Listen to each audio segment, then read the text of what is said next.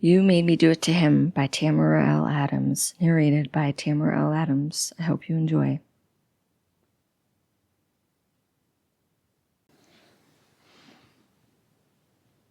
Chapter 1. Today will be a good day. It's Friday, and Monday is a holiday, so no school. Yesterday I missed school because I had intensely painful cramps and couldn't even leave my bed. I'm still in pain, but my bitch of a mother won't let me stay home again. She thinks I'm lying to stay home and watch TV. I wouldn't lie about this. God, I hate her. Why does my dad stay with her? Who the hell knows? The bus picks me up. I hate living out here in the country, but it's my family's farm, so this is where we have to live, so my dad can help my uncle with the cattle and corn. There's just nothing out here, and I hate how boring it is. Uncle Joe used to make me help on the farm, but not as much anymore. Not since I accidentally fed the chicken rat poisons instead of chicken food. How was I to know it was poison? It looked like the same exact bag, and it was in the shed with the other food. Whatever. Now I don't have to help as much anymore. It took the chickens a whole year to get back up to the numbers that died off because of it. We didn't have eggs to eat for months. Soon I'm going to get a job and buy a car so I can leave this place whenever I want. I've already convinced my boyfriend Leon to save his money for a car so he can give me rides till I get my own. He's a year older than me and started working summers for the local construction crew. In such a small town, everyone knows you, and pretty much every teenager has a job in high school to help cover costs or to get what their parents can't afford. Such a small shit town in the middle of nowhere, North Dakota, with nothing to do and nowhere to go. I hate all of it. Can't wait to get the hell out of here once I'm graduated. I'm only a freshman though, so it'll be another damn 4 years. Ugh, I hate my life. Bus pulls up, and then I get on. Jeff is in the back, so I sit in front. He always tries to flirt with me. Most of the time, I like the attention, but not when the others are around, and I'm not in the mood this morning. The guy's a senior, but such a nerd. I don't do nerds, even if they are older. A half hour later, we finally get to school. I head off to my locker, grab my books for the morning classes, and go find Tanya. Feeling better? She asks. Not really, but my bitch of a mother made me come to school. She frowns. That sucks. Like she'd know. Her mother doesn't care what she does and never tells her what to do. She will never understand the shit I have to go through. I hate that about her. Yeah, it does. I gotta get to gym. See you in English. I take off, not wanting to hear her fake pity. Mr. Brooks is in a good mood today, so at least gym is fun. I thought I'd hate that we have to take this dumb class if you're not in sports or something, but it's not been so bad. It's only one semester each year, and the teacher's fun. He's new to the school and kind of cute. One time I had a sexy dream about him, and I haven't seen him the same way since. He starts us off with laps, and we get to play volleyball. I love this game. It was a sport I played in middle school, but the coach, Mrs. Grimm, had it out for me and never let me play, so I quit. I was not about to bench warm for that bitch. Adrianna, Mr. Brooks calls me over. You missed class yesterday. It was a pull-up test, so I'm going to need you to come in during your study hall to make that up. Can't I just do it now? I ask. No, can do. I need to keep my eyes out during this game, and I will need to focus all my attention on you during your test, so you're going to have to come in on your time. I swear I see a twinkle in his eye. Is this man flirting with me? I'll see you in 7th period then. Give him a wicked smile, then turn around and shake my ass a little as I walk. Two can play this game. We finish class and take a quick body shower, then it's off to English. Mr. Richards is the hottest teacher in school, and I love teasing him. One of these days, I'm going to get that man to flirt back. Good morning, Mr. Richards. Did you miss me yesterday? I coo. Class was a little quieter without you, is all he says. So he did miss me. Well, I'm back, so I can brighten your day again. I give him a wink. He nods with a half smile. He can't seem too eager to see me. Wouldn't want the other kids or teachers to question his intentions. I'll keep buttering him up. Tanya walks in just before the bell rings. You were almost late. Jordan stopped me in the hall and wanted to flirt. I lost track of time, she shrugs. Jordan is her boyfriend. He's a total loser and a junior. I have no idea what she sees in him, other than he's older, so it makes her look cool. All he wants her for is to get her into bed. She says they haven't slept together yet, but I don't believe her. She's too much of a wimp to tell anyone no. I should know. She can't say no to me. Today it will be being Romeo and Juliet. Mr. Richards starts class. Anyone want to play the part of Juliet? No one will even look at him, so I raise my hand. Thank you, Adrianna. Anything for you, Mr. Richards, I tease. His face turns pink and I giggle to myself. He tries to ignore my comment. Who would like to play Romeo? That dork Nate raises his hand. Ugh, that guy is totally not a Romeo. but whatever. The rest of the day goes by quick, and soon enough I'm headed off to the gymnasium for a one-on-one time with Mr. Brooks. I'm glad I packed that vanilla body spray today. I smell amazing. Ready for some pull-ups? Ready for anything, I flirt back. He pulls out a clipboard. This is the last of our fitness test. You need to do 1 pull-up and in good form to pass. Just 1? That's easy. I'm actually strong for my age. Farming work really works out the arm muscles. Can I stretch for a few minutes to loosen up? Sure. I bend down and purposely stick my ass towards him. My ass is tight and round, and no man can resist staring. Bounce it up and down a little, give it a shake. He shifts from one foot to another. I know I'm having an effect on him. Then I stretch over to the other side and wiggle it a little. I'm going to have this man eat out of my hand in no time. I stand up, turn around, and raise my arms above my head to show a little belly. It's firm and flat, not like the older women he knows. No man can resist a sexy teenage body. Lastly, I stretch my arms out in front of me and squeeze my breasts together with my upper arms. I have the best boobs of anyone in school. He coughs. Okay, let's get to it. I get onto the bench to the side, then grab the bar and do 5 pull-ups before quitting. How was that? I grin. You had great form. They all counted. Of course they did. I looked amazing. Sure did. I see him checking me out, then look back at my face. Okay, well, gotta go do paperwork. See you in class tomorrow. He takes off for his office and shuts the door behind him. I wouldn't be surprised if he's going to rub one off thinking about me. The thought that I should join him enters my mind, but I want to taunt him a little more before I give him the goods. Instead, I chuckle to myself as I get dressed and get back to study hall. Today was a good day.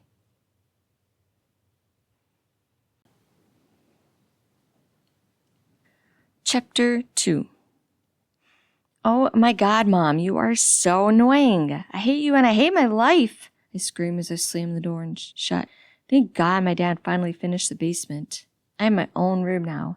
Well, mostly finished it. There's a few frames up for my brother and sister's rooms, but he's finished mine, and that's all that matters to me. My father adores me, so of course mine is done before the others. My mother, on the other hand, has a soft spot for the boys in her life, especially Dean, the youngest. They should have stopped having kids after me. One and done. I came out perfect in every way, and the rest are just annoying. I wanted to go to town today and hang out with Tanya, but my mom won't drive me, and I don't have my license yet. It's only a 15-minute drive. Plus, I'm almost certain she's having an affair, so she could just hang out with whatever random dude she's hooking up with at the time while she's there. Instead, she wants to torture me by insisting I stay home and help her clean the house. Well, joke's on her. I'm not doing anything for her today. A year ago, I would have dropped everything to do what she told me. I was terrified of her because all growing up she'd beat me with wooden spoons, belts, brooms, whatever she could get her hands on if I didn't listen. She'd also shout and scream at us for hours on end for every little thing we did wrong. Then one day, about 9 months ago, she was pissed and screaming at me, then went to grab the newspaper next to her and came at me. This time I was done dealing with her crap. So I stood tall, and as soon as she got close, I kicked her in the crotch and grabbed the newspaper from her hand and proceeded to beat her till she started bleeding from her nose. The bitch almost got up to yell at me till I raised my fist to her and she backed down. I told her to never touch me again, or I'd beat her with a bat next time and call it self-defense. She hasn't laid a hand on me since. She's raised her voice at me a few times, but nothing too bad. Maybe I could beat her for not letting me do what I want. Probably not. That would get back to my dad. She only beats us when he's not around, so she can deny all of it. I'm certain she'd tell him if I was hurting her for no good reason. One day I'll crack and beat the crap out of her again, but not today. Today I'll let it slip because I don't feel like dealing with her. My dad I love, though. I finished helping him with the daily chores already. Now he's out checking on the cattle. Otherwise I could convince him to drive me to town. He'd do almost anything for me.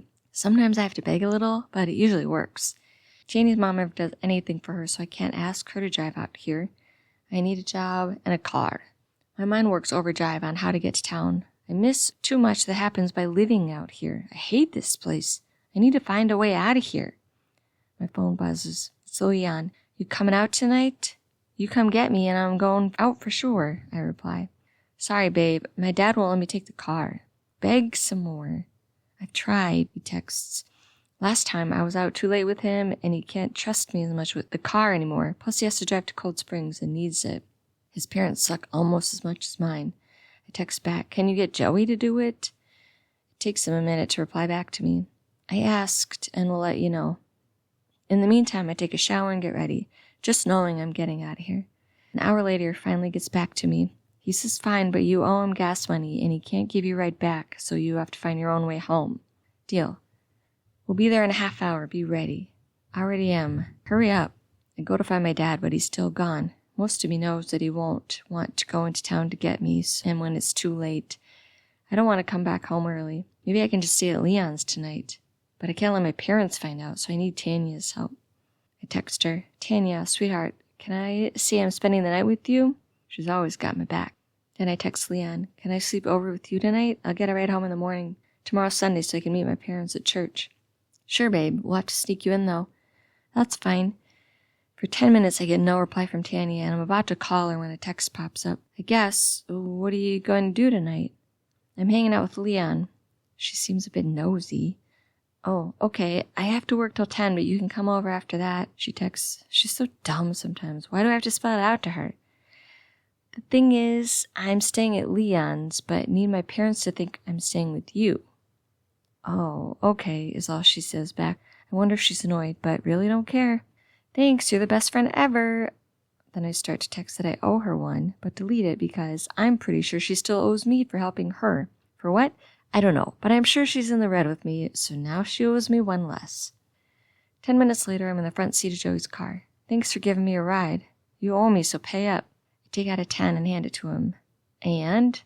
I look at Leon. And what? He shrugs. Fucking Leon. He could have warned me.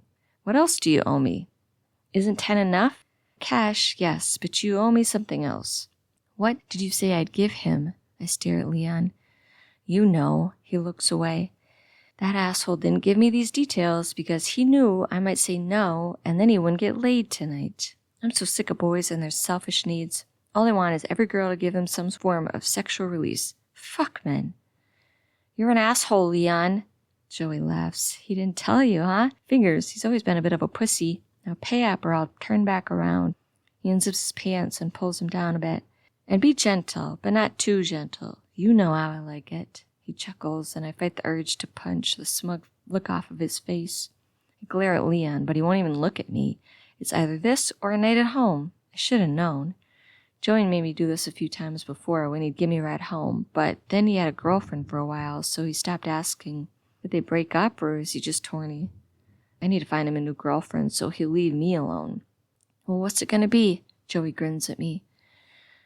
We're here, and it's not like this is the first time and probably won't be the last. I pull it out and hope he comes fast this time so I don't have to do it for very long. Boys are such jerks.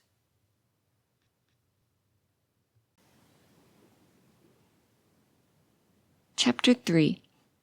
Mondays are the worst. I don't want to be here. Don't want to listen to Mr. Richards, even if he is looking especially hot in his polo shirt and khakis. Why does pink look so good on the man?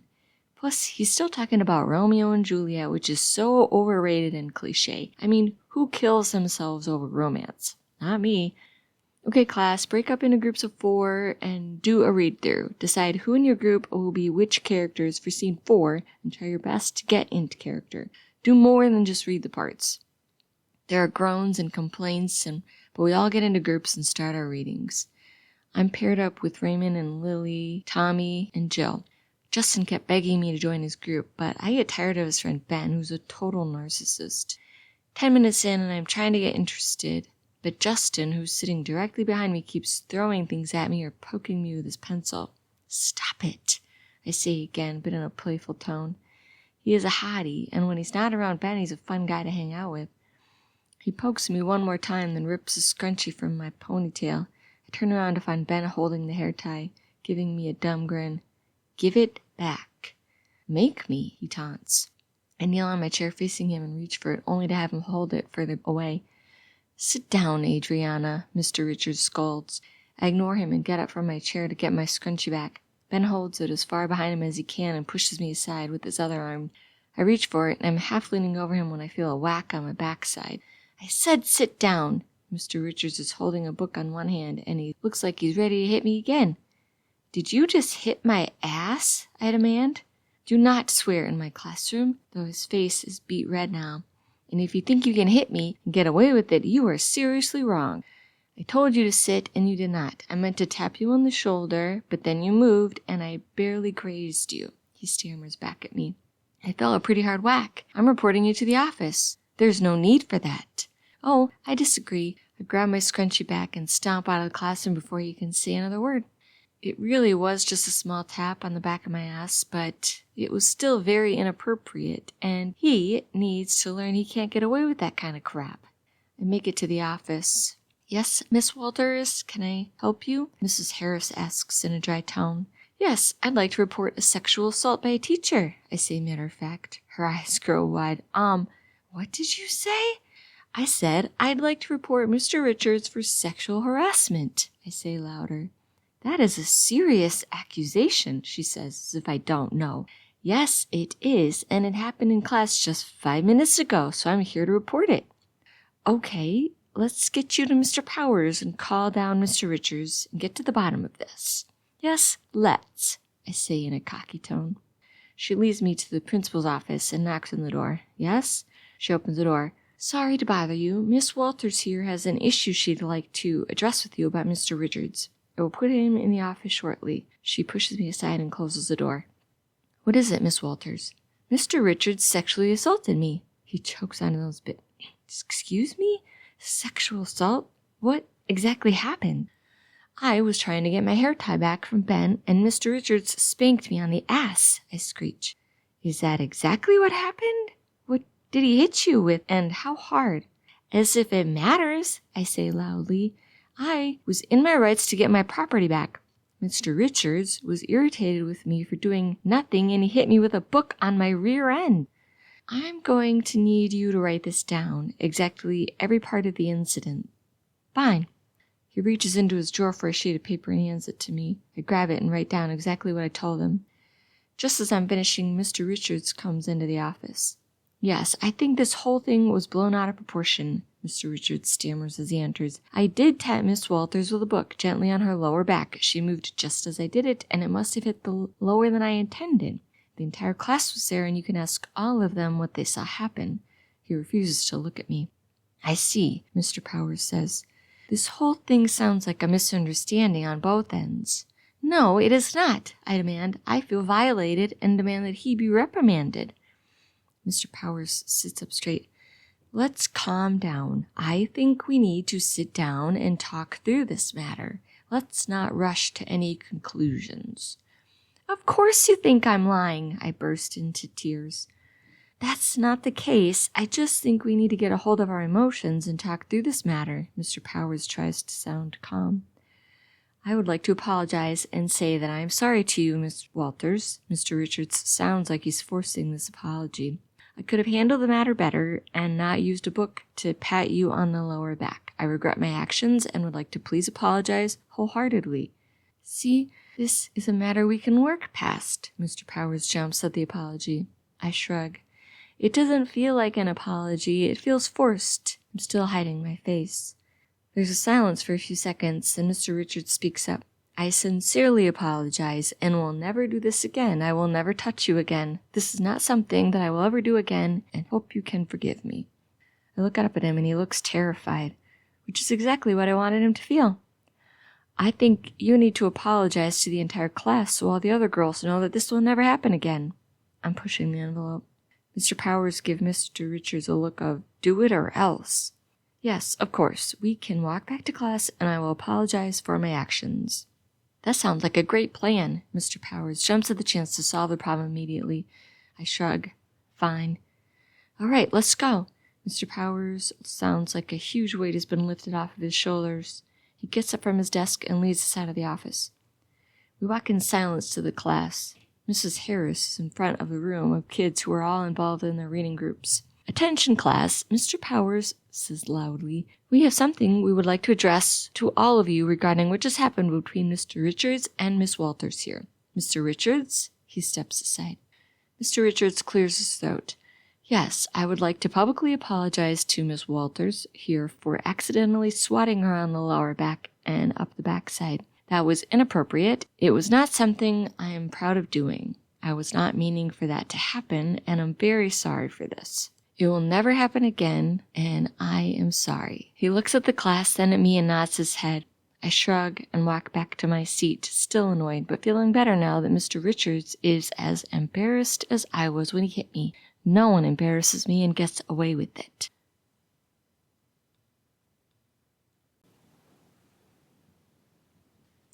Chapter 4. Do you want to sleep over tonight? I asked Tanya on the phone. My mom won't let me leave, but my dad's in town right now and can pick you up. I've rented that new Twilight movie we can watch. My mom's being such a pain in the ass lately. I'd rather be in town. I have to work at 11 tomorrow. That's fine. We're going to church at 10, so you'll be home by 10. Okay, I guess. She sounds hesitant, but I brush it aside. He'll be there in 10 to 15 minutes. Okay, see you in a bit. 30 minutes later, I watch them pull into the driveway. Tanya gets out of the minivan quicker than I've ever seen anyone move. She rushes through the door. We need to go to your room now. She grabs my hand and heads to the basement before I can say anything. What's going on? I demand. I'm not sure how to tell you. She bites her lip, tears forming in her eyes. Just say it. You're freaking me out. Your dad just totally hit on me. He did not. He did. Stop lying, I scream at her. I'm not lying. Why would I lie about this? I was so scared and embarrassed. I wish I was lying. Plus, this is not the first time. He's half flirted with me before, but I thought I was just reading into things then, so I didn't say anything and ignored it. Now I know he flirted then too. He did not. You have to be reading into things now. Tell me exactly what happened. Well, as soon as I climbed in the van, he said, I like your pants, which seems fine and innocent, but then he added, they make your butt look amazing. I had no idea what to do or how to react, so I just stared straight ahead and before he said, so what you guys planning on doing tonight? So I told him that we're watching a movie. He asked if he could join us, and I said he wouldn't like the movie. Then he put his hand on my knee, rubbed it, and said, if you're there, it would be fun. We could have fun. I didn't dare look at him and just stared ahead and said nothing. I mean, what the hell would you do in that situation? I'm in total shock. My dad has always been a little bit of a weird man and flirts in an odd manner with women, but he would never flirt with my friend. I think you misheard him. She stares at me. What? No, I heard him clearly. How could I mishear your butt looks great and that he'd have fun with me? No, he was perfectly clear, and who the hell rubs their daughter's friend's knee? He's just friendly. He knows you and is comfortable with you and was just being nice. And him telling you that your butt looks good in your pants is completely innocent. He's boosting your confidence. He hears us tell each other we look amazing in certain clothes all the time, so he was just doing what we do to each other.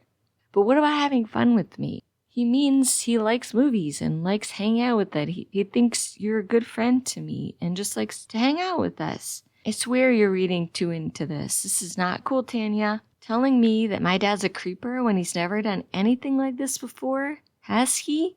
She hesitates. Well, no, but he gives me looks sometimes. I roll my eyes. Now you're making stuff up. He gives everyone looks, and he tries to be funny too often. Sometimes the jokes are not funny at all and just hit wrong, and he gives dumb looks to make it funnier. That's just Dad being a weirdo, not a creeper. She shrugs. I think all men hit on you, Tanya. Not all men want to sleep with you. I don't think that. Yes, you do. Last week you told me a 30-year-old friend of your mother's hit on you at work. Now I'm wondering if he was just being nice or weird and you're reading too much into it. You think too highly of yourself, and now you're making these men look bad because of your obsession with yourself? Fuck you. I'm not obsessed with myself. That guy was hitting on me. Jenny was there. She agreed that he was. Whatever. You need to let this go. There's no way my dad would be hitting on you. He thinks of you like a daughter. There's just no way he'd do anything like that. I'm not sure. Yes, you are sure. Tell me you're going to let this go, that you understand he was just being my typical weird dad. You've seen him be weird, especially when he's drunk. He's probably just felt awkward and needed to fill the quiet voids, so he said dumb things. You need to let this go. I stare her down. Fine, but if he ever does that again, I'm going to say something to him. Well, he won't, so you don't need to worry about it. He's just being a weird joke dad. You won't let him watch the movie with us, will you? Oh my God, of course not. When do I ever let anyone in my family hang out with us? Why are you being so weird? Nothing happened. You need to let it go and just get over it. Let's go make popcorn and get sodas and watch the movie. I don't want to talk about this anymore.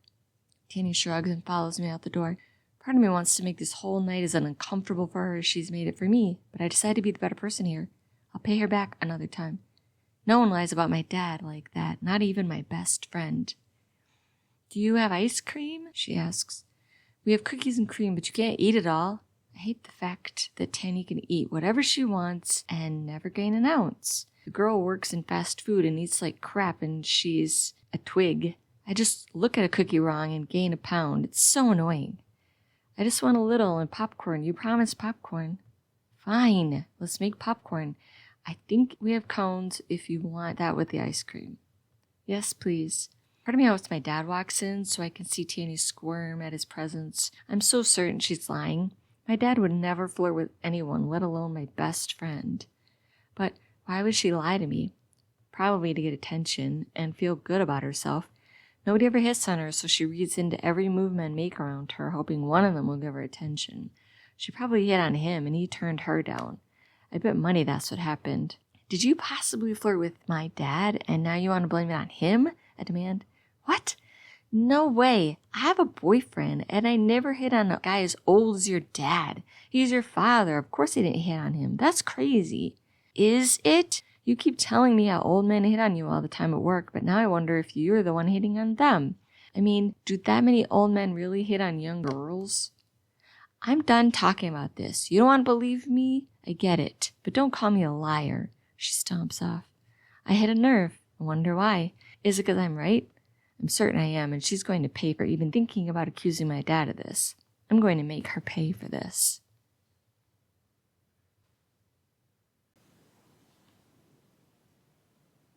Chapter 5.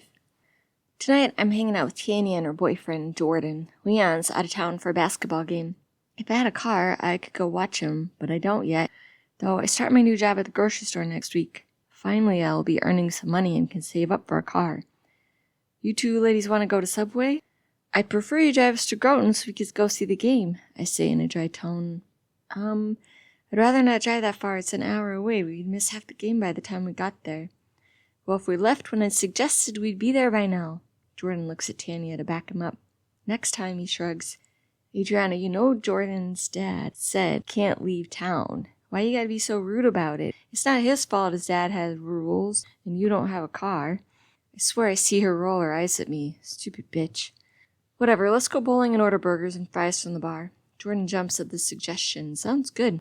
It only takes 5 minutes to drive there. That's what happens when you live in rural North Dakota. Our town is only 2,000 people and it doesn't even have a stoplight. We head inside and find the usual drunks at the bar and a few other random recent graduates bowling. Sometimes Grant, the bar owner, will sell alcohol to minors if he's in the right mood and knows no one will rat him out, but most of the time he won't. I consider going to flirt with them to try and get a shot of vodka, but decide I'm not in the mood tonight. I'll go order us food and sodas. Jordan heads to the bar. The bowling alley is self-service and on the honor system. You get your own shoes and ball from the side compartments and grab a sheet of paper. Then you pay later according to how many games you played. Most people are honest, but Leanne and I usually try to fit in as many games as we can and tell them we only played 1 or 2. There's no way, play by the rules, Jordan's going to agree to lie tonight. He's so boring. But maybe tonight I can play my own kind of game to see if I can get Jordan to cheat on Tanya. I've played before and I'm fairly good at it. Once I got Tanya's first boyfriend to kiss me at a party and she walked in on us. I claimed to be drunk and taken advantage of. She jumped his ass. She was better off without the loser anyway. The other time, I got my ex-boyfriend's older brother to cheat on his girlfriend with me. Lost my virginity to that man, and it was totally worth it. He was hot, 5 years older than me, and I guess you could technically call it rape, but I was more than willing. His girlfriend found out somehow and dumped him. He's got a hot wife now, and my ex is dating a total sleaze from one town over. We get the game going before the burgers arrive. They're actually great burgers, and we're having a fun time. Danny and Jordan are getting on my nerves, though. They keep flirting with each other and giving each other hugs and kisses. I want to vomit. They may be a couple, but I'm here alone, so they could be a little less all over each other. Plus, I'm still mad at her for accusing my dad of hitting on her. I have to go to the bathroom. You guys want another soda? Tanya asks. Sure, Jordan says. I nod. He picks up a ball and throws it. So, Jordan, can you teach me how to throw like you? I ask him. Sure, you just take the ball, do a few steps like this, and then do a guided throw. The key is follow through. He gives me an example throw. I grab a ball and do a half-hearted throw. I can't seem to get it, I whine. Try again. Maybe exaggerate your steps and try a harder throw, he suggests. I give another lame attempt. Can you guide me? Sure. I grab the ball and he comes up behind me. How do I hold it, though I know exactly how to throw it? He wraps one hand around to adjust the ball. More like this, off to the right but closer to the chest. Thanks, that feels good. I coo and grind my butt into his groin. He stiffens but doesn't pull away. Men are so easy. Take a step with your left foot, then right, then left again. He moves with me, and each time I bump him with my ass with a slight rub. Then you bring the ball down with a swing back, then let it flow forward and release it. He gently caresses my hand before letting me go. I watch the ball roll down and get a strike. I cheer and jump around and grab him in a hug. That was great. Good job, he says in my ear. I pull back and kiss his cheek. Thanks. Anytime. His cheeks are pink. Am I interrupting something? Tanya sounds pissed. Jordan pulls away. I was showing Adrianna how to throw. Then she got a strike, so we got excited. I see. She glares at me. He was very helpful. I ignore her and grab my soda. Thanks for the soda. She repays me with another glare and then grabs a ball and throw it. I look over and smile at Jordan. He blushes again and looks away. Tonight just got so much better. 2 hours later, we're head out of the building. What do you guys want to do now? I ask. I need to get home for sleep. I have to work early tomorrow. Tanya's such a buzzkill. But it's only 11, I whine. I'm tired. But my mom's not heading home till midnight. I still have an hour to kill. I could drive you home, Jordan offers. I thought you couldn't leave town, Tanya butts in. But it's not technically leaving our town. It's the rural part of town is all, he shrugs. That'd be great, I coo. Did you want me to go with you? Tanya offers. We'll be fine. It's only a 10-minute drive. I'll be there and back quick, Jordan says. Tanya shrugs. She's quite the whole way to her house. I know what she's thinking, and I smile to myself. She doesn't want me to be alone with Jordan, but doesn't know how to stop it. I'm loving every minute. Jordan pulls into the driveway and leans over. Night, babe. He kisses her. She wraps her arms around his neck and drags out the whole kissing. It's so gross to watch. Night, she says, and turns to me. Night. I climb over the middle armrest into the front seat. Thanks for the ride. I rub his arm. No problem. He avoids looking at me and pulls to take off. 5 minutes in, I move my hand from the armrest to his knee. I just want to say thanks for letting me hang out with you two tonight. No problem, he stammers. And thank you for teaching me how to throw the ball better. I slide my hand up his leg. Sure thing. He doesn't stop me. Of course he doesn't. I'd like to do something to thank you. I rub my hand against his groin. Yeah, he is hard as rock. That's not necessary. Pull over here. I point out a half driveway into a cornfield. I'm not sure. I grab his shaft and give it a gentle squeeze. But he's sure, I tease. He pulls over and turns off the engine. I need no more encouragement. Push your seat back as far as you can and lay it all the way down. He does as he's told, but says nothing. No man can resist a chance at getting laid. None. I climb on top of him and undo his zipper before yanking his pants down just enough to release his rock-hard penis. Then I slide my panties aside and guide him inside of me. He's bigger than I thought, bigger than Leon, and it feels amazing. Oh God, he lets out. I know I should feel guilty right now, but I don't. Leon is gone and Tanya's pissed off, so they both deserve it. Plus, it feels too good. I rock up and down slow, not wanting him to come too quickly. I want to enjoy this and make it last. If I'm going to be bad, then I need it to be worth it. Surprisingly, he lasts 15 minutes. That was amazing, he gushes as I slide off him. It was good. It's not a lie. I did get off a few minutes before him. It helps to be on top. Then I know what to do to make finish. He pulls up his pants. What do we do now? What do you mean? You take me home? No, I mean about Tanya and Leon. We do nothing. No one else needs to know. But won't we feel guilty? Won't they find out? Not if we don't tell them. Okay. Is that going to be hard for you? No, but it feels bad. I've never done something like this before. Me either, but it was one time and no one needs to know. Now get me home. He does as he's told. Hopefully his guilty conscience doesn't get the best of him and he keeps a secret. I should have known he'd be a pushover. Whatever. If he tells Tanya, I'll just deny it anyway, unless he really pisses me off. Then I may just tell her myself to get under her skin. I love that I have this in my back pocket for later.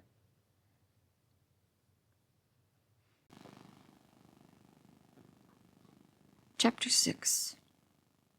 I have my mom's old beat-up car today. I hate the thing, but it's better than no car. I'm headed to go pick up Tanya and going to go shopping in Minot for clothes. It's a 45-minute drive, but we have 0 places in this town to buy new clothes. I don't mind. It gets us out of town for a day. Hey, girlfriend, I say as she gets into the car. I have a great playlist for the drive there. We can be loud, jam out, and sing at the top of our lungs. I take off. She said nothing since she got in the car. I look over and find her crying. What's wrong? I try to keep the annoyance out of my voice. Jordan broke up with me last night. She cries even harder. Ugh, this is going to ruin the entire day. It's going to be the worst to be around. That really sucks. I really don't care, but I for sure can't say that. He wasn't good enough for you anyway. But I loved him, and I thought he loved me. Boys are dumb and can't love anyone but themselves, I say matter of fact. But he was a good guy. Was he? I know I should keep my mouth shut, but she's getting on my nerves. Yes, he was nice to me and loyal and was a good kisser. Nice, yes. Part of me wants to say he's below average kisser, but I bite my tongue. She stares me down. Do you know something? No? You do. You're lying. Did Jordan cheat on me? I don't know. Don't know or won't say. I stay quiet. Adrianna, if you know something, you need to tell me right now, she demands. It's nothing. It's something, and I need to know. You're my best friend. Just tell me. Fine. When he drove me home the other night after bowling, he hit on me. He was flirting with me when he went to the bathroom, too. I glance over at her, and her face falls. What exactly did he do? When you went to the bathroom, he suggested that he teach me to throw the ball, and then he was behind me, showing me how he sort of rubbed his groin against my butt and said something about me being sexy in my ear. I didn't want to ruin the night, so I brushed it off and figured it wouldn't happen again. Then on the way home, he laid it on thick. I got uncomfortable. I did see that hug and wondered what was up. Did you lead him on? Tanya, what the hell? Of course I didn't lead him on. You're my best friend. He just flirted in the car, nothing else, she demands. I want to run and hide. I should never told her anything. Why can't I keep my big mouth shut? Because I love to get under people's skin and torture them, so I say stupid stuff. Got a little handsy is all. How handsy? What did he do? What did you do? She's staring daggers at me. I didn't do anything. He hit on me. By doing what? What did he do? And did you provoke him? No, I did not. Thank you. I didn't want him touching me like he did. She's going to keep asking me, or him, till she gets all the answers. Jordan is such a loser. He'll spill the beans as soon as she demands it from him. I have to get on top of this. He touched you in the car? Yes, he reached over and grabbed my groin area, then slid his hand up to grab my breast. Out of nowhere, he just started groping you? Yes, but I pushed his hands away and told him no, that you were my best friend and I don't want anything to do with them. Then that was it? Part of me wants to say yes, the other part doesn't know what Jordan would tell her. Not exactly. Then what exactly happened? You changed your mind, told him to pull over and slept with him? Did you sleep with my boyfriend? No. Tell the truth for once, Adrianna. She's never shouted at me before. I'm mad now. At her, at Jordan, at life. I step on the gas and speed up on the highway. Slow down, she yells. No, not till you listen to me and stop yelling at me. Okay. She holds up her hands. Tell me what happened. I'm listening. I know she's forcing herself to be calm, but at least she's not yelling anymore. After I told him no, he got mad, said he was doing me a favor by driving me home and that I owed him. Then he pulled off on a gravel road. I forced a tear from my eye. He climbed on top of me and... I won't say it. She needs to. He what? He groped me and held me down, and you know... What? What did he do? She's so in denial about him, it's sickening. He forced himself on me. I fake cry the best I can. He did not. Jordan's not like that. Yes, he is. And yes, he did. I yell at her. He is evil. It's better you're broken up. Now he can't hurt you like he did me. Why didn't you tell me right away? It's been over a day since that happened. Why tell me now? I didn't want to ruin your relationship. I felt responsible and guilty and didn't know how to tell you. Why'd you feel guilty? What did you do? Nothing, I yell. He raped me, and I told him no, told him to get off of me, and instead he pinned me down and forced himself on me. Why are you blaming me? I'm the victim. A car in the opposite lane honks at me. I'm swerving in and out of the other lane. You need to slow down. Maybe you should stop so we can talk about this. Tanya looks afraid. I'm fine. You're not. You're emotional and you need to stop. Stop telling me what to do, Tanya. You're not my mother. You don't even believe me that your jerk of a boyfriend raped me. You're blaming me. Some friend you are. I do believe you. It's just a lot for me to hear in this moment. One minute I'm sad he left me, and I'm sad that I was even with him and that this happened to you. Told you he was bad, warned you to stay away from him. Not really, but I did tell her that I thought he was a loser, so same difference. I know, and I should have listened to you. I'm so sorry. I truly am. Can you please slow down now? She pleads. I take my foot off the gas. We need to turn around and go tell the cops. Panic sets in. And do what? I have no evidence. It would just be his word against mine. You know the cops won't believe me. Well, we have to report it so he doesn't do this to anyone else. Then everyone can hear about me being a victim? No way. I will not be made the bad guy or made out to be some sleaze to everyone. They will all assume it was my fault, think I was the one who provoked him. I believe you, and so will others. No. I said no, Tanya. Let it go. Let's just forget it and put it in the past. You need to let it go and let him go and never talk to me about it again. I never want to talk about this again. Do you understand? I glare at her. Yes, I understand, but if you ever want to talk about it or report it, I'm here for you. Thanks, but I will not. Now let's just start the playlist and move past this, please. She nods. At least you won't ruin the day by crying over that loser anymore.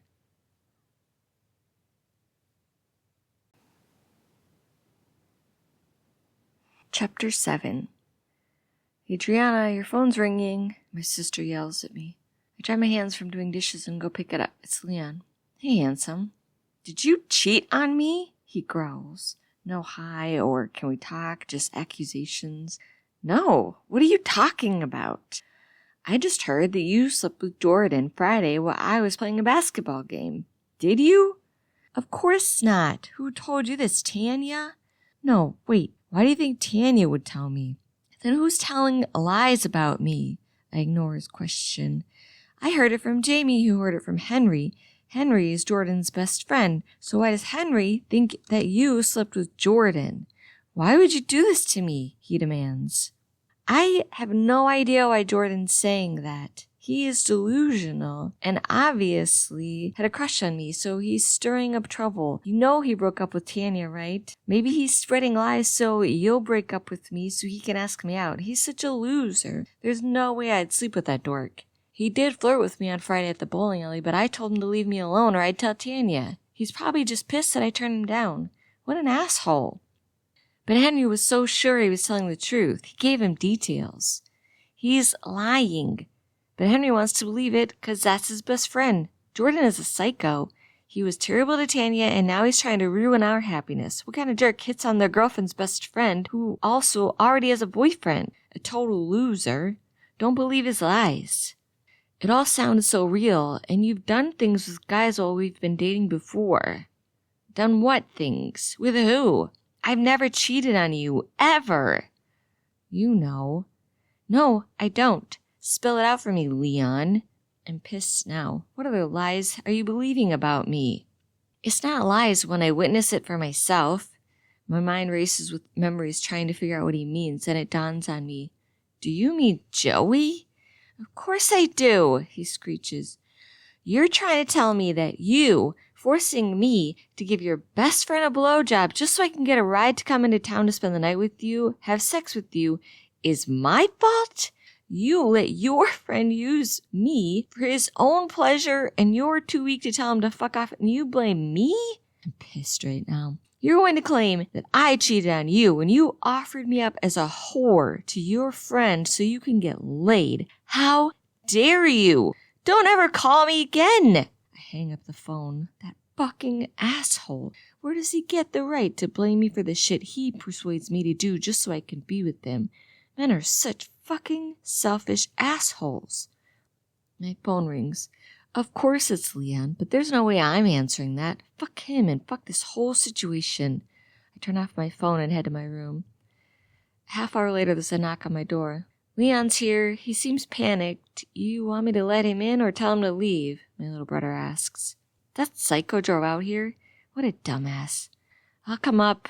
There's no way I want him in my room right now. He always manages to sweet-talk me into bed after he's been an ass, and I'm not doing that today. I'm sick of his and every other guy's shit right now. As soon as I close the door behind me, Leon rushes up to me. I step. Don't fucking touch me.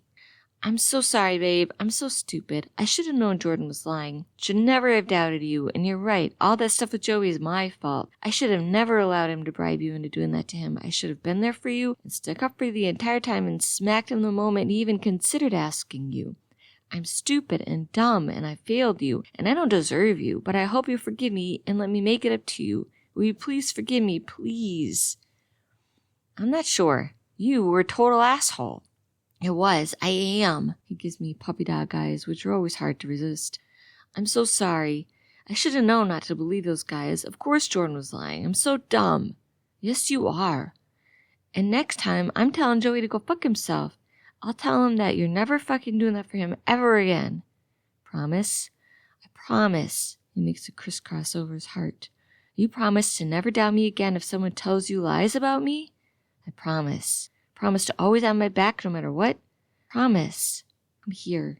He does what he's told and I melt into his embrace as his lips take mine. He pisses me off, but I can't seem to stay away from him for too long. Are your parents home? He asks. No, they're in Groton, but we'll be back in a couple of hours. Why? I know why. No reason, just wondering. You are a terrible liar, you know that? If you want something, just ask, I tease. Well, I mean, I missed you and could use a few more kisses is all. He gives me those eyes again. I'm not sure I'm done being mad at you yet. Please forgive me. What do you need me to do to be less mad? Would you do anything? Anything. Even a massage and doing you know what? His eyes light up. Especially that. Fine, but you have to be gone in 2 hours, got it? I can do that. Wouldn't want your dad threatening to shoot me with that rifle again. I'd get a good laugh out of it. I grab his hand and pull him into the house. I'll be in my room. Do not come in. Do not knock. Leave me alone. I yell at my siblings, though most of the time they already give me my space. They've been screamed at enough by me in the past to know I don't want them anywhere near my room. We go inside and I lock my door. You need to pamper and pleasure me till I say it's enough. Got it? Agreed. I'm all yours. I climb on the bed. First, I need a thorough massage. Get my muscles good and relaxed, or you'll be doing it the whole time and get nothing in return. Yes, ma'am. Him being subservient is a huge turn-on. I'll have to get a whip for the next time. That would make me so wet and ready for action. Whipping a man. Right now, I want to whip the crap out of Jordan for talking shit about me. I told that asshole to keep it quiet. Should have known he couldn't keep his mouth shut. Now, I have to think of the best way to get back at him. He can't spread lies about me behind my back and get away with it. No one gets away with making Adrianna look stupid, gullible, or sleazy. I can't believe he actually thought he could talk about what happened and get away with it. That fucking asshole. He's going to pay, and I'm going to make it my entire mission till he is ruined. I never should have pushed that hard in the car on the ride home. But I was lonely. He was looking hot and smelled amazing. Plus, Tandy'd pissed me off with the PDA all damn night. So I was all worked up and needed release. I've always known Jordan had the hots for me and told Tandy it was no good, and him having sex with me proves just how wrong for her he really is. Now I know you can never trust a boy to keep things secret. They always have to tell. They ruin everything. But this boy will pay. He will not get away with ruining my reputation.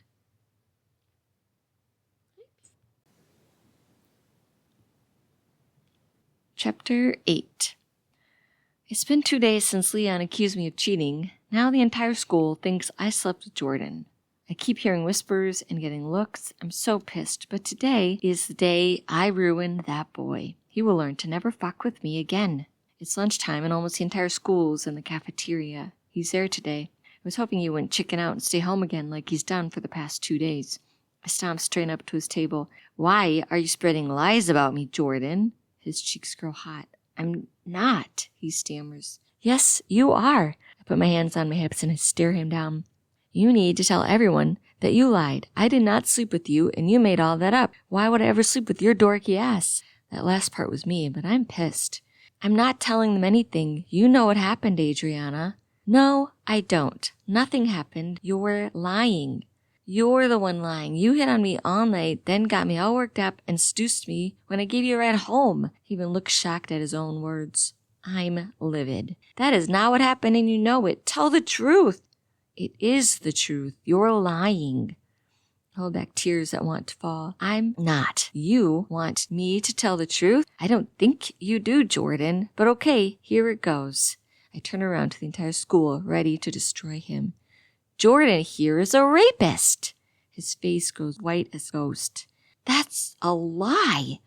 No, Jordan, you will not get away with this anymore. How many other women have you raped, will rape? These girls need to know who you really are so that they can protect themselves from you. This is what really happened. I hung out with Tanya and Jordan on Friday, and sure, he was all over Tanya, but as soon as she'd leave the room, he'd be all over me, grinding up to me, saying perverted things to me, making me uncomfortable. I wanted to tell Tanya, but she seemed so happy, so I pushed it aside and ignored his behavior. I forced one lone tear to fall from my eye, then brushed it away. Then he offered to give me a ride home. I should have known it was a bad idea, but it was Jordan, my best friend's boyfriend. I can trust him. Wrong. I was so wrong. He raped me. I told him no, told him to get off me, and instead he pinned me down and forced himself on me. I'm the victim here, and he's hurting me all over again by spreading these lies about me.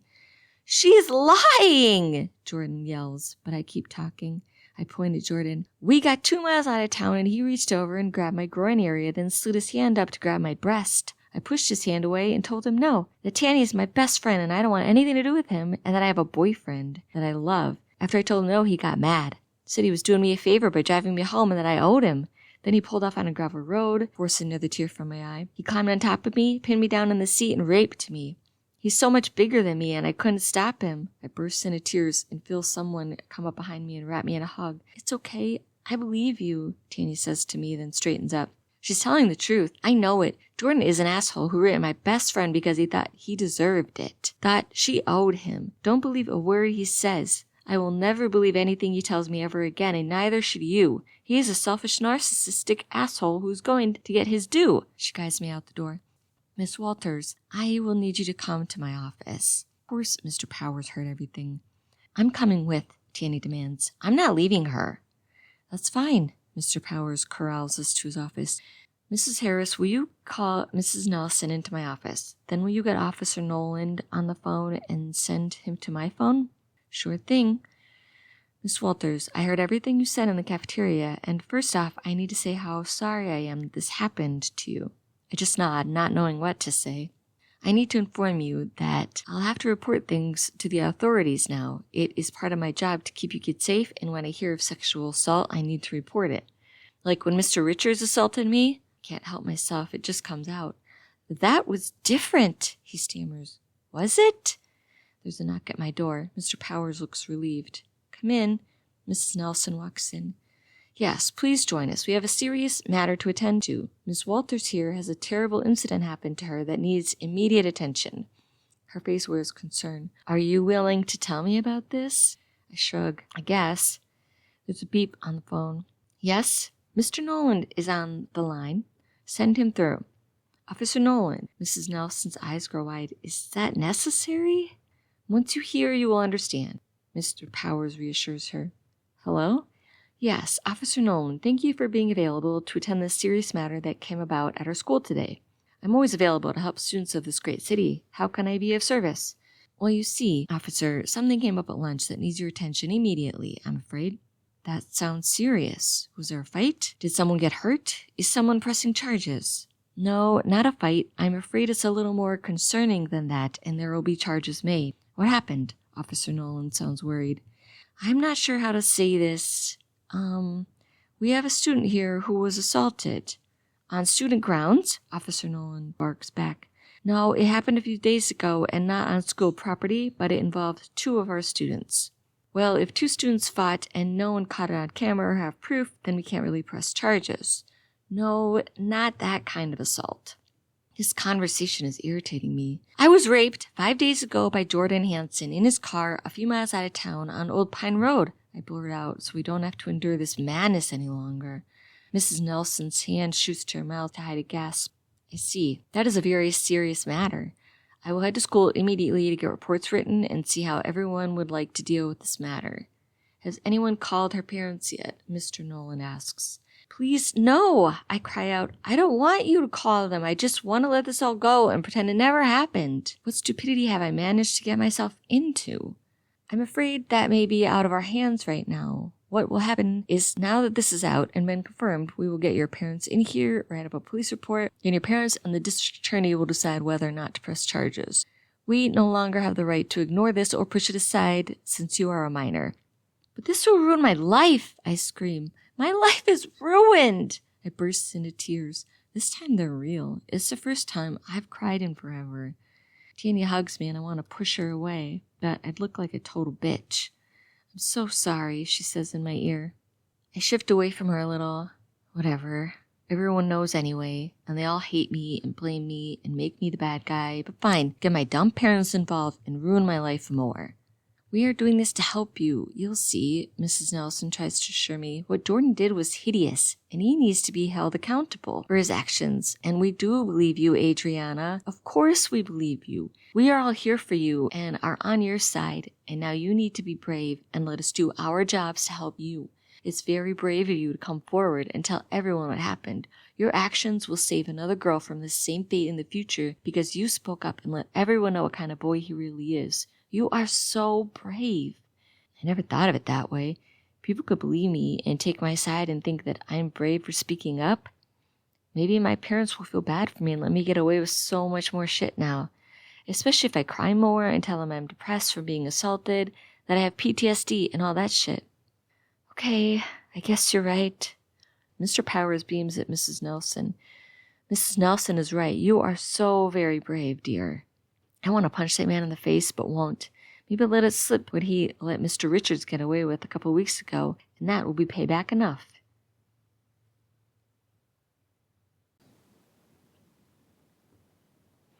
Chapter 9. You ruined my life with your lies. This is the 10th text Jordan sent me since yesterday. I'm considering blocking him, but we'll see how things go for now. He doesn't scare me. Yesterday it was a hot mess. I never realized how serious it was to the school if they heard of an assault. Had no clue that legally they had to report it to the cops. I may not have confronted him at the school if I'd known, but at least it all worked out in the end. The cops and my parents came to school. My dad was pissed and demanded to see the boy who violated his daughter. They of course kept Jordan away from him. They took my statement and asked my parents if they would like to press charges. I told them I'd prefer we just let it go.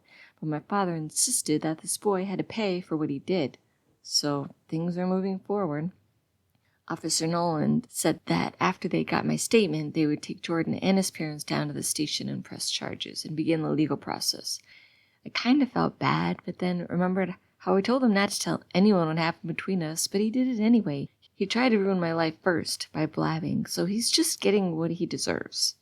The principal told me to take the rest of the week off of school to recover from my ordeal, so now I'm at home watching movies and eating everything in sight. I can't help myself, so I text him back. You ruined my life by telling everyone we had sex. I was willing to not say anything about what you did till you blabbed to everyone, so this is on you. Bubbles appear, and then his text pops up. I didn't do anything. You flirted with me all night, then threw yourself at me in the car on the ride home. I knew you were trouble and should have stayed away from you. Tanya warned me that you were trouble. That bitch. She's my best friend and she's telling people I'm trouble? What a whore. More lies. You can never tell the truth. I never flirted with you. You're totally out of my league. Then you hit on me in the car, and when I said no, you turned into a psycho who held me down and raped me. Told me not to tell anyone or you'd hurt Tanya, so I kept my mouth shut. But then you went and lied to everyone that I willingly slept with you, as if this whole thing is on you. You shouldn't take advantage of women. I'm glad Tanya is safely away from you now. All of this is lies, and I will prove it. I'm not going to let you do this and get away with it. I don't deserve this. You're the one that's a psycho. Who seduces a guy, takes advantage of him, then later cries rape just so their boyfriend isn't mad at them for cheating? Psychos like you do that. This asshole is calling me crazy. He doesn't even know what crazy is yet. We'll see about that, I text back. Everyone knows you're lying, but go ahead and try. It's better if you just admit it and take your punishment. Then we can all move past this. I can consider forgiving you and try to forget this whole thing even happened. Just admit you did it. Never. I will never admit to something I didn't do, and I will do everything in my power to prove that you are the liar here. Okay, good luck with that. If I were you, I'd give up. Give up on life while you're at it if I ruined it so much. Bubbles appear, then disappear, and nothing pops up. Hopefully he gave up. I panic for a moment, wondering if he will be able to convince others that I'm lying, but then I tell myself he won't. Everyone already believes me and is sure he did it, so he has the burden of proof to prove me wrong. It's his word against mine, and I'm the better liar. There's no way people will even consider that I'm being less than truthful about this, so there's no need to panic. How's school today? I text Tanya. She should be in study hall right now, so she can use her phone. It's fine. Boring without you to talk to, but fine. Is everyone talking about me? Some people are, but not in a bad way. They all feel bad for you, that you have to go through this. They believe me, right? I don't want to ask it, but I have to. I need to know if Jordan can convince others that I'm lying. Of course they do. Everyone? Well, I'm pretty sure Jordan's closest friends are on his side, and your ex says he's also on Jordan's side, but everyone else knows you wouldn't lie about something like this, so they're all on your side. Good, because I wouldn't lie. I'm not lying. I know. Bubbles appear. Jordan had to leave school early because he was getting harassed by everyone and couldn't handle it. These kids stuck up for you against him and made his day unbearable, so that has to show you how much they believe you. I laugh out loud. So that's why you texted all that crap. That's good. Then I remember what Jordan said. Did you tell Jordan that I was trouble? Bubbles appear, then it stops, then it bubbles again. No? She's lying to me. It's okay if you did. I need to know the truth. It is not okay, but I need to hear it from her. I told him once you were a little dramatic is all. Not trouble, really, just emotional and dramatic. But we can all be dramatic, and it was during one of our dumb fights. You know, I say things I don't mean when we fight. She is the worst friend ever. Sure, I get it. My dad's calling. I gotta go. I'm done talking to her two-faced ass. What a bitch. Telling everyone I'm emotional or dramatic. She's a dramatic one, always crying and being a dumb loser. She'd be a nobody if it weren't for me, and she has the audacity to say I'm dramatic. Part of me wants to tell her off, but I need her on my side for this battle, so I'll play nice till this whole thing is over and I've used everything I can get from her. Then I'll kick her to the curb, and she can be friendless for the rest of high school. Nobody will want to be her friend after I drop her ass. Why do people think they can talk about me behind their backs and get away with it? Not anymore. I'm done being people's doormats. I'm paying them back. My phone rings. Hello? Is this Adrianna Wilson? Yes. This is Officer Wright. I had a few questions for you regarding the case against Jordan Persons. I was hoping to get them from you quick over the phone, but if you prefer, I can have you come to the station with or without your parents, however you prefer. It's totally up to you. I don't want to pressure you into doing anything you're not comfortable with. You can ask me now, if that works. That's perfect. So you said that Jordan was rubbing himself against you at the bowling alley. Do you know of anyone that may have saw this happen and can confirm it? Why are they even asking this? It happened later in the night when most everyone else was done bowling, but there may have been a couple people at the far end of the alley from us. Of course, there were a couple dozen people at the bar, but I have no idea who was looking at us. Maybe Grant, the bar owner, would have had a better idea of who was there. Thank you. Yes, we are in the process of getting names from him. One more question, and then we will be done. You said that Jordan stopped the car on the gravel road. Did you try to get out of the car before he attempted what he did? What is this asshole getting at? No, it all happened so quick, and he had locked the doors. I don't think there's an unlock button on my side, and he moved so quickly, I had no time to react. It was all so scary and traumatic, and he is much bigger than me, so he pinned me down so easily. I was devastated. I fake burst into tears. Yes, of course. I'm so sorry. These questions needed to be answered for the report, but I'm so sorry that I had to bring up all those terrible memories again. Thank you for your time. He hangs up. Crying always makes men uncomfortable. Asshole should not be asking me things anymore. I already told him everything. I just want Jordan to admit he raped me and get this whole thing over with.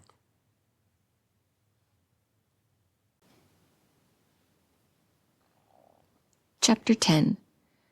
My mom's driving me to school today. I told her I wasn't ready to ride the bus. She fought it at first, but then I started to cry and say I was stressed enough to go back to school, and the bus would push me over the edge and I'd have a total breakdown. She gave in, but not entirely in a happy mood about it. Most of me knows I'm abusing this whole situation, but I can't help it. I want to milk it for what I can. Never again will I get the chance to get away with everything I want. so I'm going to use it all now. My dad is giving me pretty much everything I want. It's awesome. My siblings hate it, though. That's a bonus. She drives me up to the building. Have a great day. Thanks. I'm nervous, but ready for this. The weekend allowed me time to put a plan in place. Thank goodness Leon and Tanya were easily manipulated. In texting back and forth, I was able to put the idea in her head that everyone at school should show support for sexual assault victims by wearing the color teal, so almost everyone at school should be dressed to support me. This will show Jordan that they all believe me, and he has hardly anyone in his court. It will send him the message that he has no choice but to admit what he did and take a plea deal so he can put an end to this matter. He keeps texting me, swearing I am lying and will pay for this, but I keep sticking to my story and telling him no one believes him, so to just give up. A few times I would have sworn he was about to give in and confess, but then he'd hit back at me again. It's his grave. I'm just having fun watching him dig it. As I enter the school, I see signs on the wall that read, I stand with Adrianna, or we believe her. That was Leon's idea. Well, the idea I had to force feed him, but eventually it dawned on him that posters would be a great way to greet me on my first day back. Then I noticed even some of the teachers are wearing teal. Wow, I didn't expect that. Most of the times you think the teachers just tolerate us or find us completely annoying, but here they are, sticking up to one of us for me. If that doesn't drive the nail further in the coffin, then I don't know what will. I almost stopped dead in my tracks when everyone in the hallway starts to pat me on the back or say welcome back or I'm with you to me. I truly hope Jordan comes to school today. Watching the look on his face will be epic as he sees everyone on my side knowing who he really is or who I made him out to be. But none of that matters anymore. What matters is that I win. Tanya rushes up to me. Hey, she wraps me in a hug. I'm so glad you're here. Isn't this amazing? I nod. You had such a great idea. Thanks for your support. Always, she lets me go.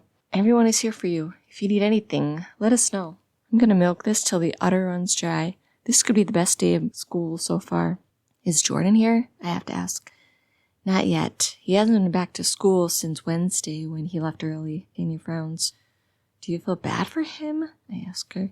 She shakes her head. Of course not. I can't help but feel bad for everyone. I feel guilty for even having dated that loser. If he was never my boyfriend, then he would never been alone with you, and none of this would have ever happened. And part of the problem here, you told me you thought he was a loser, and I should have listened to you. She bursts into tears.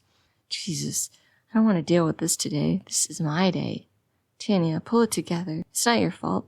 Yes, you should have listened when I told you he was a loser, but we all date losers, and no one could have known he was a rapist. Now we do, since I had the guts to tell on him, and now we move forward. Please don't cry. She sniffs. Sorry, I won't do it again. Let's get to class. I keep hoping that Jordan will show up. Then at lunch I heard a rumor that he was warned that I had to be back at school and everyone was going to be rallying around me against him, so he chickened out and stayed home again. I tell myself to leave it alone, but I can't, so I pull out my phone. Why are you not in school today? You feeling guilty for what you did to me? Good, you should. You ruined me and now you're ruined. Might want to consider this thing called life. Looks like yours is not going so well. I had algebra. Math is the worst. Part of me considers using my trauma to get out of class, but I force myself to stick to it. The attention I'm getting for being strong is intoxicating, and me turning into a wimp will ruin it all. As I'm heading to the last class for the day, I notice everyone is staring at their phones. A kid named Lila looks up at me and her eyes grow wide. Then she leans over to whisper to her friend who also looks up at me. What? I ask. They rush away from me. What the hell was that? Leon turns the corner and spots me. Have you heard? Heard what? He hesitates. Just tell me. Jordan killed himself. What? That can't be true. It is. His mom found him this morning in bed, cold and gone. Looks like he took a bunch of pills before going to bed, so no one would find him till he was dead. Oh my God. I can't believe that loser killed himself over this. If he had just not said anything, his life would be normal and he would still be alive. But no, he had to tell people about what I did, even after I told him not to. Bastard deserved all the hell he got the past week. He could have just admitted to raping me and gotten his punishment, then everyone would have moved on. No, he had to be all annoying and tell everyone I was lying. This made the whole thing worse for him. I had to get everyone to rally around me or else my life would be ruined. Leon would know I cheated and everyone would know I lied. He brought this on himself. Idiot. That's terrible. I force a frown, but deep inside I'm jumping for joy. It's over. Jordan is out of my life forever. He can't contradict me or say he didn't do it anymore, and the case will go away. This fixes everything, and he still looks guilty as hell. I mean, what innocent person kills themselves? A total wuss. Tanya's bawling as she walks up to us. Did you hear? Oh my God, Jordan's gone. It takes all the strength I have not to roll my eyes at her. Yeah, it's terrible. This whole thing was too much for him, and he just gave up on life. That's devastating. She bawls some more. What he did to me was devastating. He should not have done it. Then when he finally had to face the music, it was too much for him. Too much for him to face the fact that he is a rapist. Too much to realize that he had to pay for what he did. That he can't just get away with it and forget it never happened. Finally realizing that he ruined my life forever. I will forever be traumatized because of what it did. But sure, I feel bad for him. I storm off. This may be the perfect excuse to never talk to her again. After her accusing my dad, then telling Jordan I'm dramatic. Well, who's dramatic now?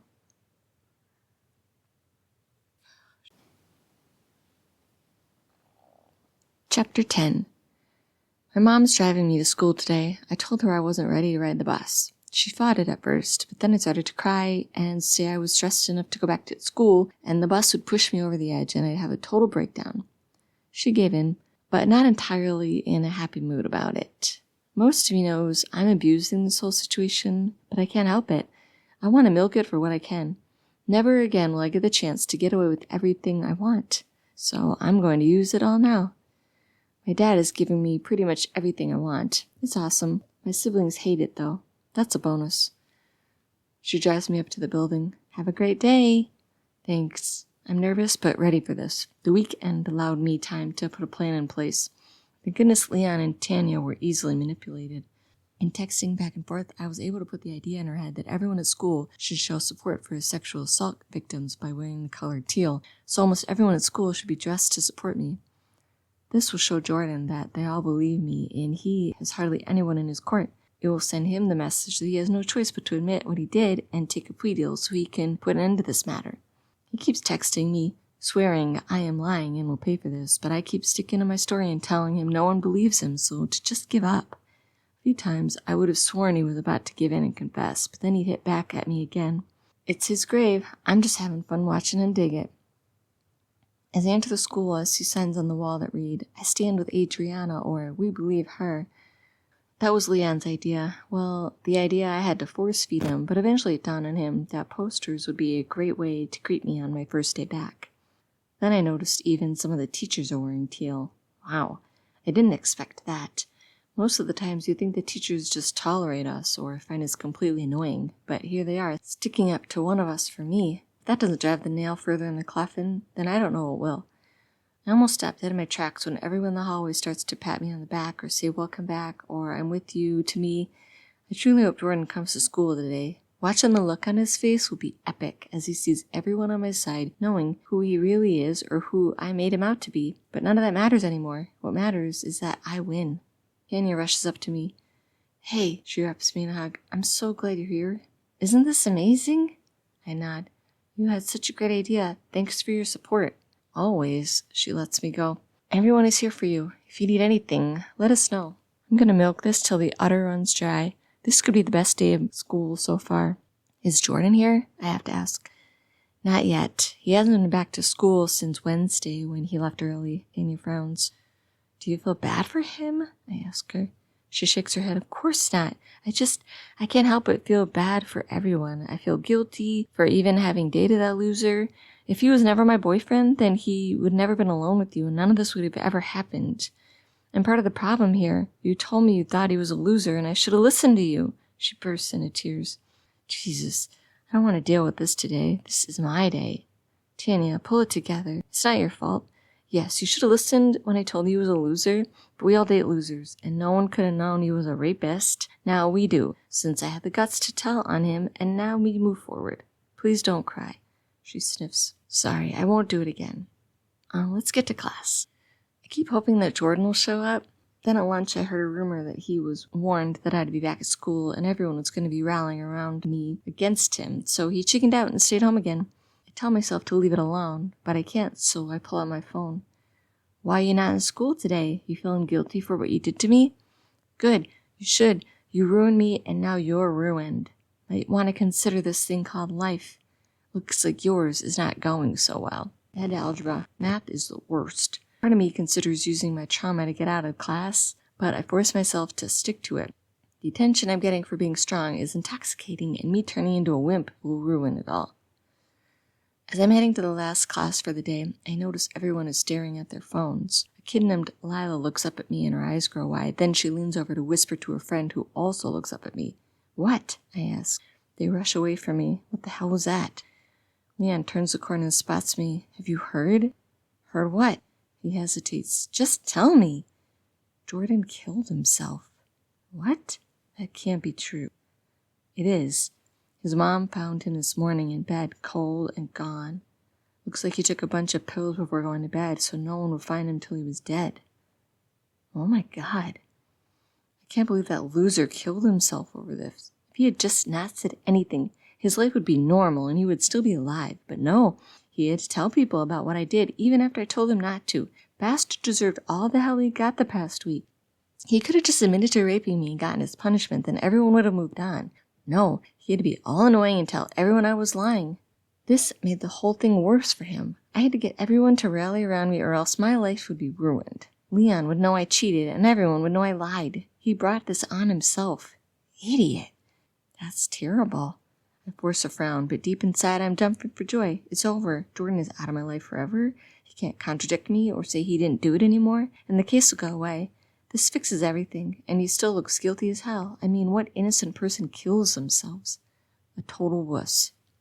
Tanya's bawling as she walks up to us. Did you hear? Oh my God, Jordan's gone. It takes all the strength I have not to roll my eyes at her. Yeah, it's terrible. This whole thing was too much for him, and he just gave up on life. That's devastating. She bawls some more. What he did to me was devastating. He should not have done it. Then when he finally had to face the music, it was too much for him. Too much for him to face the fact that he is a rapist. Too much to realize that he had to pay for what he did. But he can't just get away with it and forget it never happened. Finally realizing that he ruined my life forever. I will forever be traumatized because of what it did. But sure, I feel bad for him. I storm off. This may be the perfect excuse to never talk to her again. After her accusing my dad, then telling Jordan I'm dramatic. Well, who's dramatic now?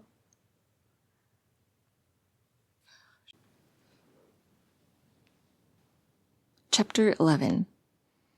Do you know why we brought you down to the station today, Adrianna? Not really. I look at my mom. We assumed it was about the rape case? Partly, but you heard about Jordan, right? Officer Nolan asks. Yes, it's so very sad. My mom speaks up. He sounds like a troubled young man. Yes, well, Jordan left a very long and detailed suicide note. It says some contradictory information to your statement of what happened between you two. Of course it does. He's been lying this whole time. My mother shocks me by standing up for me. She's not usually this helpful. Why would you start to believe him now? She demands. We're not saying we believe him, but we do have to ask questions and get your statement one more time, just to be sure we did everything by the book. We understand that, but we also know our daughter has been through enough, and now you want her to relive the entire night again, just so you can be sure. No, I'm sorry. We have been helpful in every possible way so far. You've gotten her statement twice, and that is enough. If you want another, then I will demand to speak to a lawyer first. This is too much to ask of her. I love my mother more than I ever have before this moment. I do have a few more questions that are not about the night of the event. My mother looks at me. I nod. All right, but if I think anything is amiss, I'm demanding a lawyer. Yes, ma'am, that is your right. We were able to get a hold of Jordan's texts, and it looks as though he was having some conversations with many of you teenagers, mostly his friends giving their support, but there were a few random mean texts from some of your classmates. Did you hear or know of anyone sending Jordan death threats or sending him harassing texts? I shake my head. No, I wasn't even in the school most of last week, so I've been out of contact from so many people. I don't think anyone would do that. Force a shocked look by widening my eyes. We did find some texts from a few of your classmates that were on the harassing side. Have you been in contact with Sarah Newton or Justin Hart? Not that I can remember. I know them, but I don't think I've ever texted or called them. I see. Do you remember texting Jordan this past week?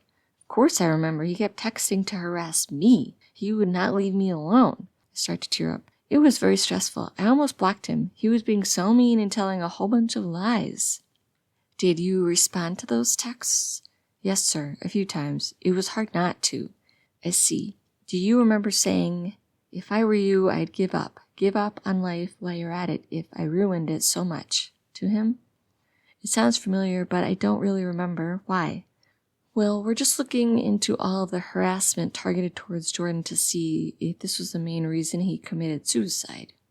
You don't think that raping his girlfriend's best friend, then getting caught and hated by the entire town isn't reason enough to commit suicide? Even I know that's a good enough reason for him to not want to live any longer. My mother gets up. Ma'am, I have another question, Officer Nolan says.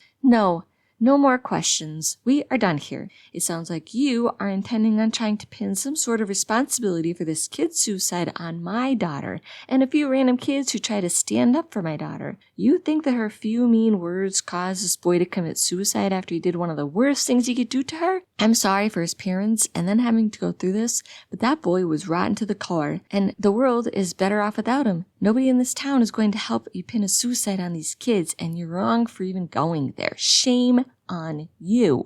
She storms out and I follow her. I've never been more proud of my mom in my life. Thanks, Mom. You were awesome in there. Thanks for standing up for me. Of course, I'm going to stand up for you. You're my daughter. You may piss me off to no end every single day of my life, but you're my flesh and blood, and what that boy did to you was one of the most traumatic things you can ever go through. Those cops have no right to keep asking more of you. We are done. I will make sure that the lawyer are the only ones they communicate with from now. Cops are such jerks. I giggle. They really are. Do you really think the world's better off without him? She nods. I do. What that boy did to you was horrendous, and he would probably do it again and again. Once a rapist, always a rapist. You may not even have been his first, just the first one brave enough to tell. I'm so proud of you, Adrianna. You are a strong woman. I like to think you got some of that from me. Thanks, Mom. That means a lot, and I did get it from you. I give her a hug. She squeezes me back. Let's go get a burger and ice cream and try to forget this. Eventually all this will pass, and hopefully your life will get back to normal. It'll take a little bit, but we'll get there. You have good friends. You have Tanya, so that's good. Maybe not anymore. When she found out about Jordan, she tried to make me feel bad and responsible for his death. It was almost as bad as what he did to me. She made me feel so bad for speaking my truth and being brave to stand up to him. I haven't talked to her since, and I'm not sure I want to. That really sucks. You may want to consider giving her the benefit of the doubt. She just found out a boy she once loved died days after she found out the same boy cheated on her by assaulting her best friend. It's a lot to deal with. Aren't I dealing with more? I screech. That's not what I'm saying. This has been a rough time. She's acting wrong in the moment. It doesn't mean she thinks any of it's your fault. She probably feels bad that he was even in your life to begin with because of her. Give it a few days so the both of you can reset and talk to her. Reach out, see if you can mend things. She's been your best friend since 6th grade. That's a lot to give up over a dumb comment she made. I shrug. Just consider talking to her later. Fine, I huff. Now let's go get those burgers. I'm so done with this day, but glad it was my mom that was with me instead of my dad. I never knew my mom was such a tiger mom. She really told that cop where to stick it. I don't like all the questions they asked me. He's dead, this should be over. An open and closed case that is all over now. What jerks for making me go through this again. I don't think they'll come back, and if they do, I guess I know I can count on her to be on my side. No one can ever know what really happened, and the more questions they ask, the more likely it is that they'll figure it out. She's also not wrong about Tanya, but that girl's pissed me off more than once recently, and I'm sick of her shit. But she is my best friend. Most of the girls at school are even more annoying than her, so she may be my best option at friendship. Can't wait till I'm done with high school. It all sucks.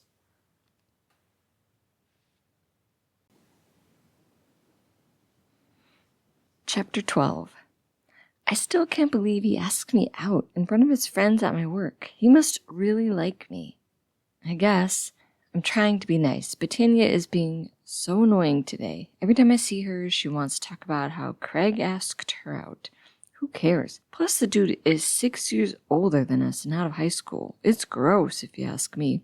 Who dates a dude that's much older and not even in high school when you're a high schooler? Losers like Tanya. I should have never listened to my mom and forgiven Tanya. Now I have to listen to this crap all damn day. I guess he's hot and so much older. I think it's cool that he thinks I'm mature enough to date, she beams. Did you ever think that maybe he's just trying to get you into bed? That he thinks a high school girl will be easy to use to get laid? I mean, isn't that what our parents tell us? She glares at me.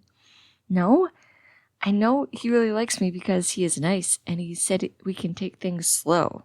Sure, that's what they all say. They all convince us that they're nice guys and not looking to just use us for sex, and then they turn around and use us for sex. I'd be careful if I were you. The bell rings, and I'm grateful that she will stop talking to me about it. Plus, I have to go to gym and make up a few things from all the days I missed, so she won't ask to work together and then talk my ear off more. I should really reconsider dumping her as a friend. Maybe I can use this dating an older guy thing as some kind of reason why I don't want to hang out with her. I'll think on that. I had to see Mr. Brooks. He's in his office when I get there. Get changed and we'll do some laps and lift weights. You missed the entire curriculum on weightlifting, so that's why I called you in here today. I want you to know the basics before you leave my class for the semester, he says in a serious tone. Yes, sir. I give a salute. He chuckles. Hurry up and get dressed. I like that I can make the guy laugh. It's just me and Mr. Brooks in the small hot weight room, and I'm loving every minute. He is so hot, and for some reason all these heavy weights are getting me in the mood. So, Mr. Brooks, how hot is your girlfriend? Super hot, right? Like model or bodybuilder? That is a very inappropriate question. Just trying to make conversation and trying to give you a compliment. You're good looking, so I assumed she's also very good looking. I watch him fight a smile. Thank you for the compliment, but still inappropriate. Fine. Can I at least see a picture? I push. I don't have a girlfriend at the moment. That's too bad. You must get very lonely. I accidentally bumped my backside into his groin area as I put down the bar and weights he was spotting me on. I'm fine. Being alone can be refreshing. Still lonely, though, when you want affection. His face turns red, but he says nothing. At least you have us annoying teenagers to keep you entertained all day. Probably makes you long for time alone. So very true. I slide past him towards the dumbbells and gently graze his butt with my hand. Of course, he says nothing. He's enjoying this as much as me.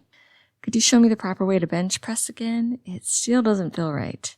Sure thing. He gets on the bench, lays down, and grabs a bar. The trick is I'm no longer listening. I know how to lift weights. My dad taught me. I just needed him distracted. I strip naked before he has any idea what's going on and stand there in my birthday suit ready for whatever he wants to do with me. He puts the bar back on the holder and sits up. His eyes grow wide.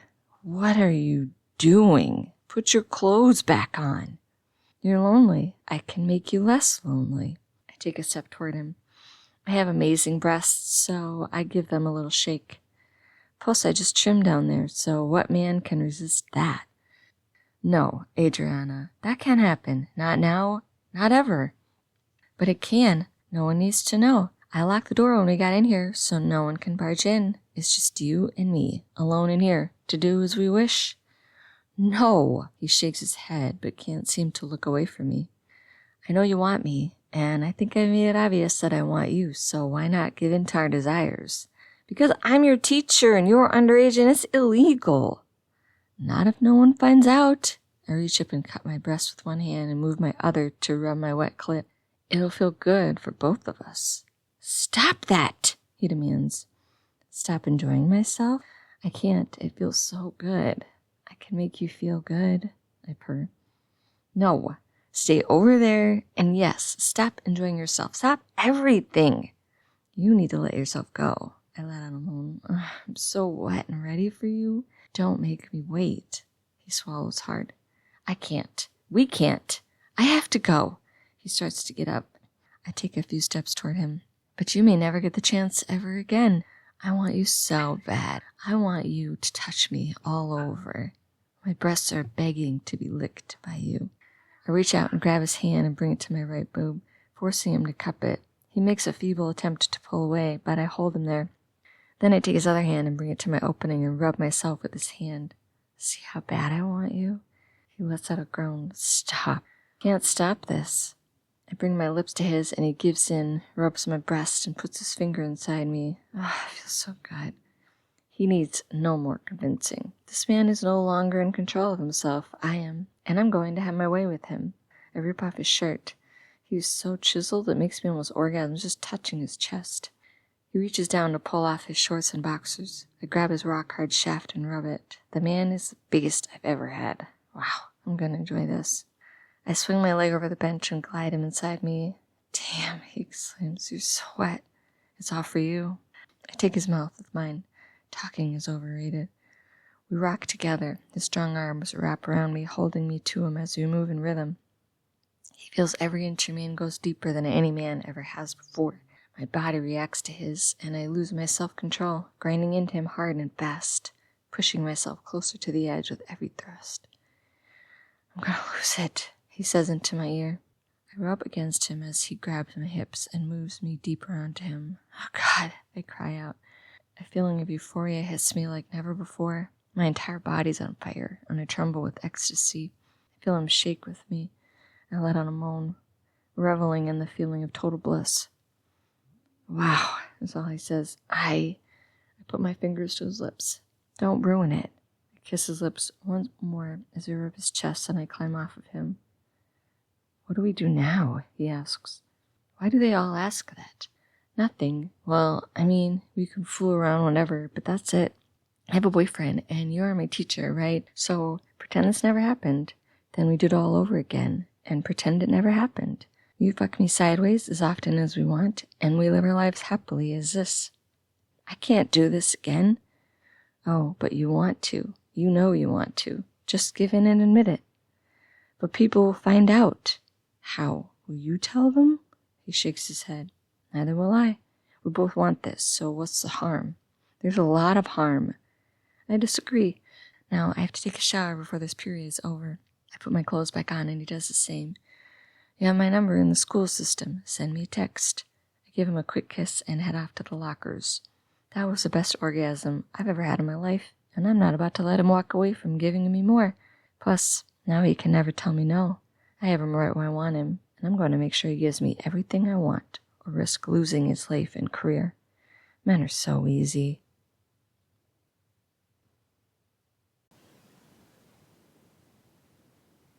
That concludes You Made Me Do It to Him by Tamara L. Adams. I hope you enjoy. Visit TamaraLAdamsAuthor.com for more books.